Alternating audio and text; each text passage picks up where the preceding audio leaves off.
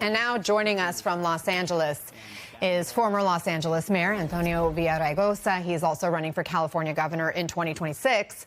Mayor, thanks for joining us. We just saw a bit of the defense secretary there on Capitol Hill. The administration is now deploying hundreds of Marines in addition to the thousands of National Guard troops to your city. Governor Newsom has called this, quote, this level of escalation completely unwarranted. What is your perspective? Is it helping or hurting the situation on the ground right now?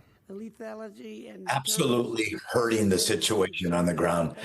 We don't need Marines. We didn't need the National Guard deputized or federalized. The LAPD can handle any issues that come up here. The fact of the matter is this is meant to escalate. It's meant to create a climate of chaos so that they can bring in more troops.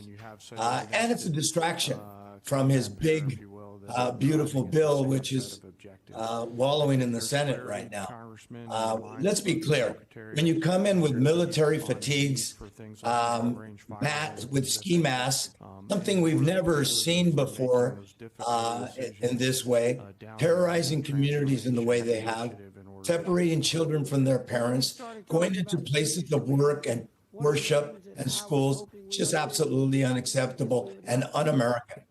What would be your question for the defense secretary right now or the Trump administration? What did you need? Why did you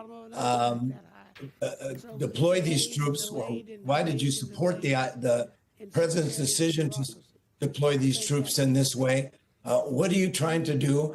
I thought they were going to put people at the border. They said they were going to go after serious felons. They don't seem to be doing that, Anna. Well, this all started, as you recall, on Friday with these workplace raids with immigration officials detaining people who they say were undocumented migrants. California's Attorney General and Governor Newsom have said that federal officials didn't coordinate with LAPD in those initial immigration arrests. And that is why the police weren't able to respond very, very quickly to those first clashes because of the traffic in the area, and they were having to respond in real time. From your experience as mayor, help us understand, how would normal ICE operations play out typically? Would there have been some kind of heads up given to the local law enforcement? Yes, that kind of coordination always occurs. And remember, the demonstrations that we mostly saw on TV were in Paramount. That's a city southeast of Los Angeles. It wasn't in the city of Los Angeles. But yes, they coordinate, they talk to one another so that if there's a situation where the LAPD would be required to intervene, that's what they would do. That did happen here. And I think it's purposeful. It certainly feels that way, Anna, when you look at everything in this context. The Trump administration seems to see this all as a winner politically. President Trump has even endorsed the idea of arresting Governor Newsom. How would you respond if you were in Newsom's position? He's responded well. Come and get me.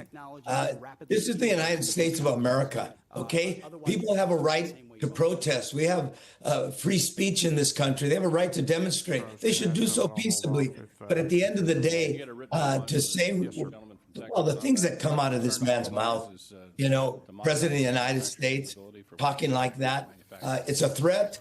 And I thought the governor was right in saying, come and get me. And I think that's what many Angelenos and Californians are saying. If this is what you're going to do, terrorize these communities, separate these children from their parents, and, go into schools and places of worship, yes, come and get me. Former Los Angeles Mayor Antonio Villaraigosa, thank you so much for taking some time with us.